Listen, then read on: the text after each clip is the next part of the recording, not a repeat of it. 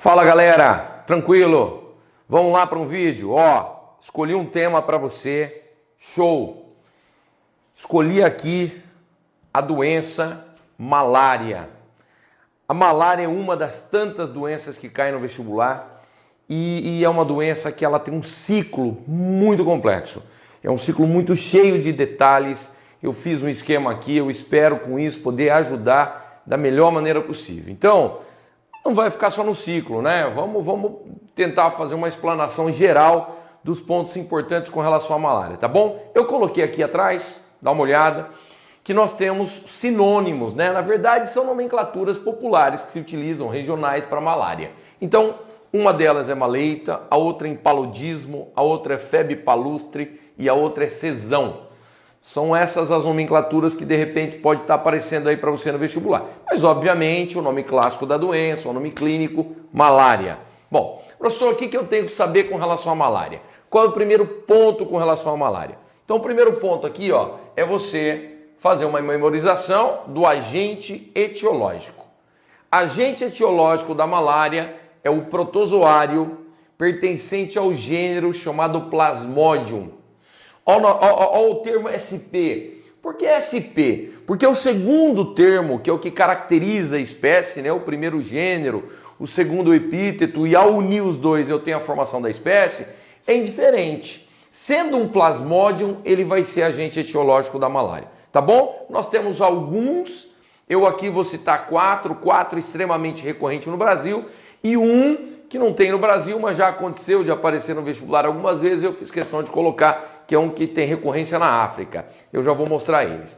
Eu quero só que você dê uma olhadinha aqui, que entre parênteses eu coloquei esporozoário. O que é um esporozoário? Esporozoários são aqueles protozoários que não apresentam estrutura de locomoção, né? Na nomenclatura nova, eles pertencem a um filo chamado apicomplexa, antigo esporozoa, né? Então, sempre que aparecer isso para você, guarde. Os protozoários e esporozoários, o apicomplexos, eles não apresentam estrutura de locomoção. São todos parasitas, viu? O mais famosão aqui é o Plasmodium, causador da malária. Recorrentes no Brasil, olha quem eu coloquei. Plasmodium vivax, depois nós temos o Plasmodium malariae e depois nós temos o Plasmodium falciparum. O pior dos três. Eu vou te mostrar ali na frente por que pior. Mas seriam esses três plasmódios aqui, aqueles encontrados no Brasil. E nós temos um outro, olha lá, Plasmodium ovale. Esse não ocorre no Brasil, esse é um protozoário que nós encontramos mais na África. Beleza até aqui? Então o agente etiológico é isso. Eu deixei uma imagem aqui para vocês, Isso aqui é uma hemácia e esse que está em azul aqui, né, é para poder mostrar o Plasmodium que está dentro dessa hemácia, parasitando a hemácia, se reproduzindo na hemácia, para dar o sintoma mais característico da malária, que são ciclos intermitentes de febre. Tá? Por que, professor, que nós temos febre? O que faz com que a febre apareça no ciclo da malária? Vou te mostrar. Eu preciso que você entenda o ciclo como um todo, para você entender exatamente o porquê que a febre aparece. Mas vamos lá, Depois, nós temos aqui o seguinte, transmissão e ciclo do parasita. Eu coloquei entre parênteses uma expressão, não sei se você conhece, o ciclo heteroxênico. Existem dois tipos de ciclo, monoxênico e heteroxênico. O que é um ciclo monoxênico? É quando eu tenho um único hospedeiro, por exemplo, uma doença que ataca o homem, e o homem transmite para um outro homem, que transmite para um outro homem, não aparece um outro ser vivo, para que o parasita possa completar o seu ciclo de vida. O que não é o caso da malária. A malária é um ciclo heteroxênico. Nós temos o homem envolvido e temos um outro ser que vai ser um inseto hematófago, olha lá, do gênero Anopheles. Olha lá o SP de novo. Por quê? Porque não me interessa qual é o epíteto. Sendo o gênero Anopheles, ele vai ser vetor da malária. Tranquilo até aqui? Aí, marquei aqui que nós temos uma nomenclatura popular para o Anopheles, que é mosquito prego, que é o nome popular mais usado para ele, e a gente também pode usar a expressão carapanã, Mosquito prego, é por conta do aspecto, ele é meio compridinho assim, e você olhando de longe, quando ele está picando uma pessoa, ele realmente lembra um pouquinho o aspecto de um prego, daí a nomenclatura popular. Mas, muito mais importante, você memorizar o nome biológico do que o nome popular, tá bom? Ó, outras características com relação a Anopheles. O hábito dele é noturno, como a maioria dos insetos, noturno. E, além de ter hábito noturno, reprodução dele em locais de água parada, tá? Esse é um inseto que ele não é urbano, tá? Ele é silvestre, meio do mato e geralmente em locais meio alagados, aquelas poças, região amazônica, chuva constante e tal, são os pontos que ele mais gosta de depositar ovos para poder fazer reprodução, tá bom? Bom, aqui eu coloquei uma figura aí, para que você possa visualizar com detalhes. Vamos dar um foco aqui, ó, né? Aqui, para que você possa visualizar com detalhes. Tá aqui. O professor colocou fêmea do mosquito Anopheles. Por quê? Porque sempre que você tem um inseto hematófago, quem pica é a fêmea por uma questão de reprodução. As fêmeas de insetos, elas produzem ovos com uma quantidade de nutriente, que é o que em biologia a gente chama de vitelo, né? Muito grande. Muito grande. Então elas têm que ter uma alimentação muito rica em proteína, que é uma das coisas que vai no vitelo. Então ela tem que ser hematófaga. Os machos geralmente se alimentam de folhas, resto às vezes fezes, dependendo do inseto, e é assim que funciona. Então tá aí, ó. E aí eu quero te mostrar o ciclo, que é o mais difícil de tudo. Então vamos com bastante carinho, com bastante atenção, para que você realmente possa entender o ciclo. Ó. Aqui está o Anopheles, tá? Secado, cortado, assim, para que você possa ver certinho tudo que acontece por dentro. Então a primeira coisa, ó, eu queria que nós tivéssemos um foco bem aqui na frente e você seguisse, ó, vou falando aqui com você. Essa setinha azul é o sangue que esse inseto sugou de uma pessoa que tinha malária. Então ele foi, furou, sugou o sangue de uma pessoa com malária. E no momento que sugou o sangue, você está vendo essas duas bolinhas esverdeadas? São protozoários causadores da malária, Plasmodium, num estágio robusto chamado de gametócito. Professor, tem a ver com gameta? Tem a ver com gameta. Aguenta aí que você já vai entender. Gametócito. Veja bem, quando o protozoário entra no inseto nessa forma de gametócito, ó, tá entrando, eu estou colocando 2, ó, 2. No estômago do inseto, dá uma olhada nesse em cima, ó, me dê um foco aqui em cima, ó. Em cima essa bolinha é uma setinha. O que está acontecendo com esse núcleo? Ele está se multiplicando. Nós estamos tendo uma multiplicação nuclear, o núcleo está formando cópias, a membrana plasmática está evaginando, ela está soltando projeções, o núcleo entra em cada projeçãozinha dessa, isso é cortado e sai essa tripinha. Sai essa tripinha. Essa tripinha vai ser chamada de gameta masculino. Enquanto que o de baixo, vamos focar aqui de novo, olha o de baixo, olha o de baixo. Enquanto que o de baixo está redondinho, ele continua meio redondo, globuloso, maior, e o menor, ele desliza e ele se funde com essa bola. A bola está se comportando como um gameta feminino e a tripinha como um gameta masculino.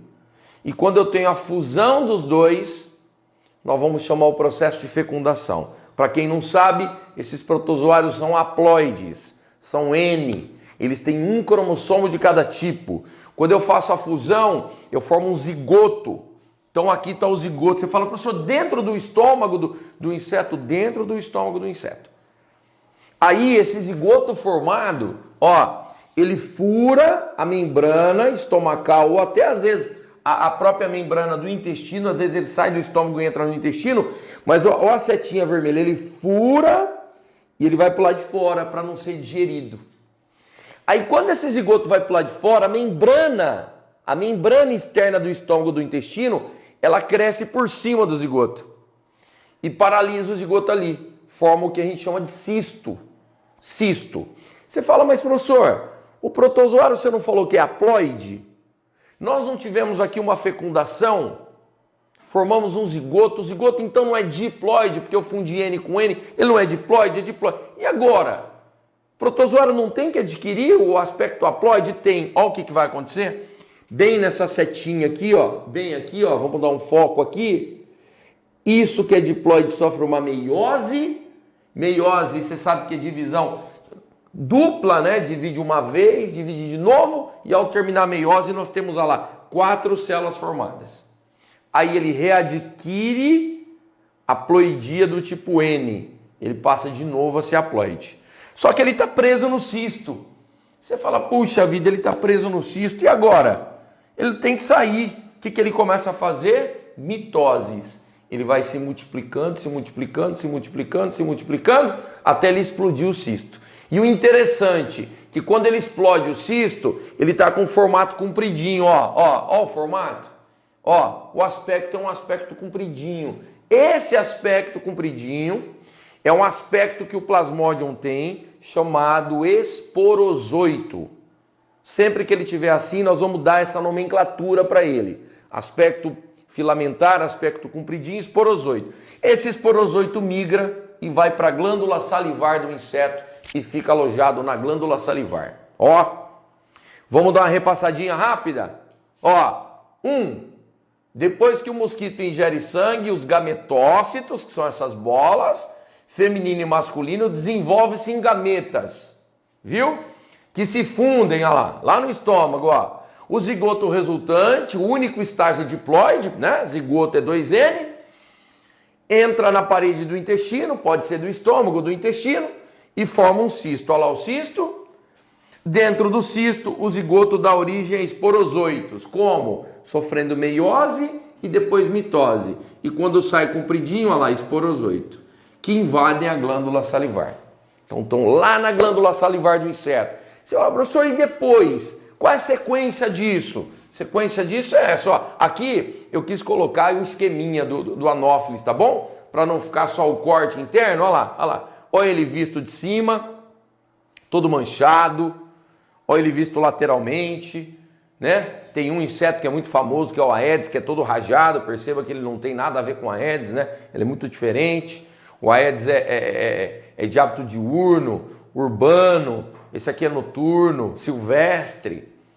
Os dois se reproduzem em água parada. Mas enfim, vamos seguir. Olha agora. O que acontece?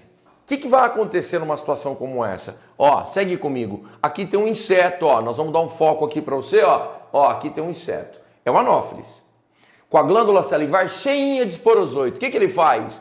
Ele vem e perfura a pessoa. Quando ele perfura para poder achar sangue, ele vai jogando saliva, porque a saliva é anticoagulante. Para não deixar o sangue coagular, ele vai jogando saliva. Quando ele joga saliva, ó, o mosquito injeta esporozoitos no sangue de um humano quando se alimenta. Ao furar e jogar saliva, o esporozoito, pá, entra. Quando esse esporozoito entra, ó, ele cai na corrente sanguínea.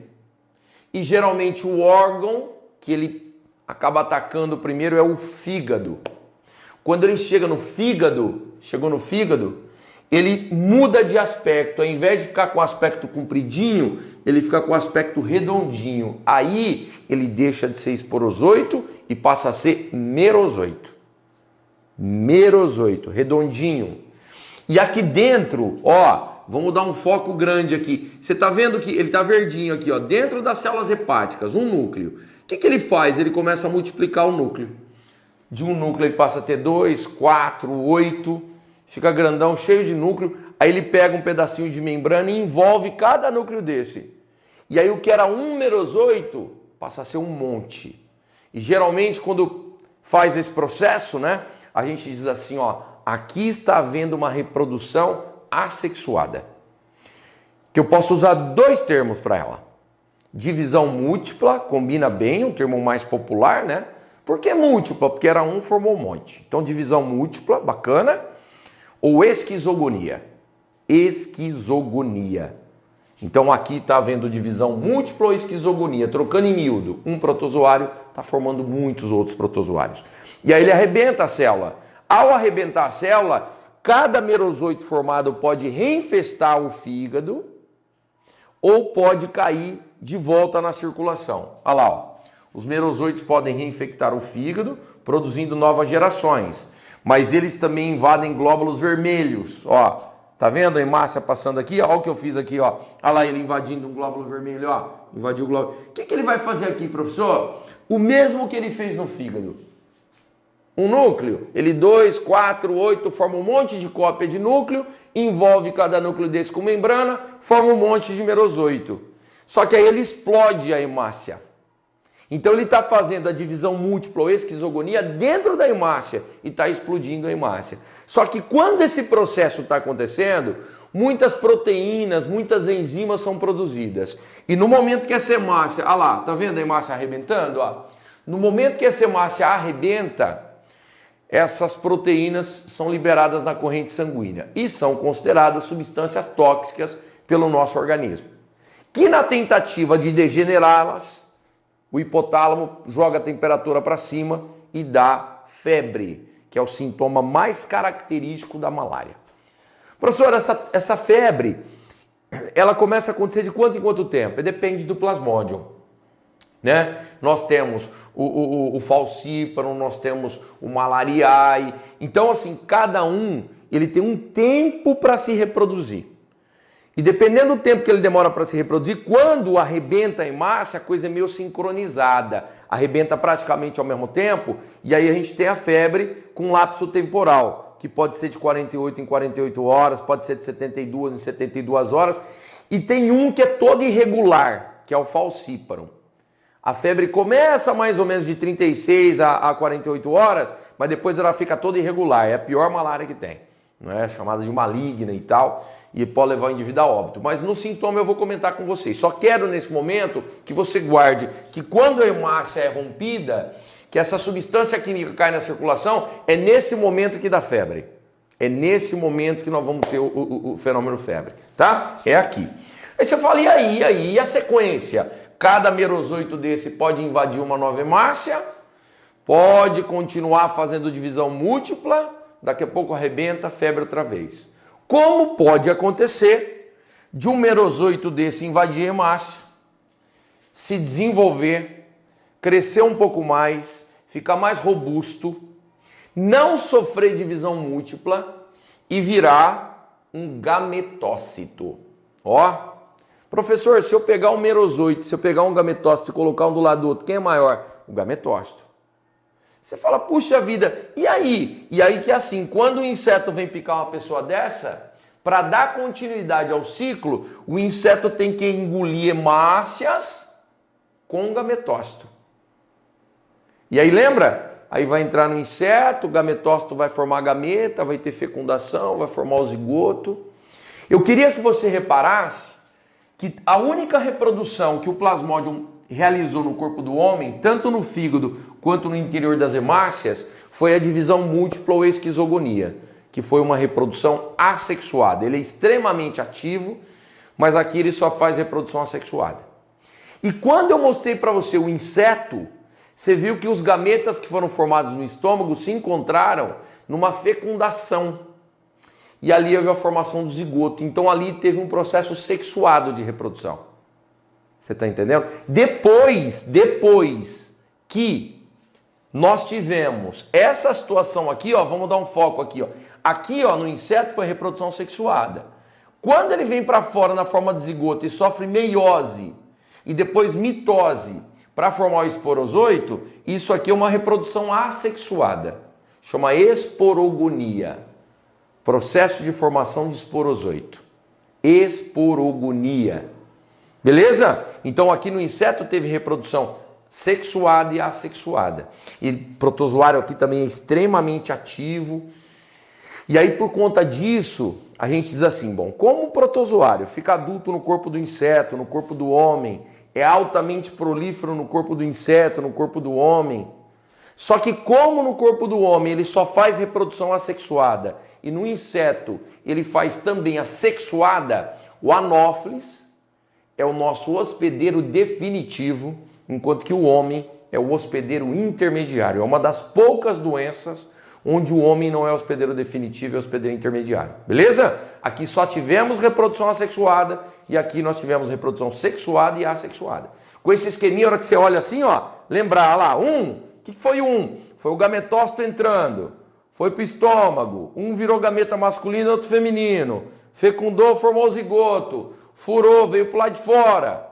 Aí ele meiose e mitose, formou o esporozoito, veio para a glândula salivar. Isso foi injetado no homem, foi para o fígado. No fígado virou merozoito, fez multiplicação, divisão múltipla, estourou, entrou na hemácia, continuou fazendo divisão múltipla. Quando estourou a hemácia, dá febre. Pode continuar invadindo a hemácia e se multiplicando na hemácia, como pode invadir a hemácia e virar um gametócito. E aí um inseto puxa e repete o ciclo e assim vai. Isso é um ciclo difícil, eu escolhi essa como uma... Primeiro que cai muito no vestibular, a quantidade de questões de malária todo ano é muito alta.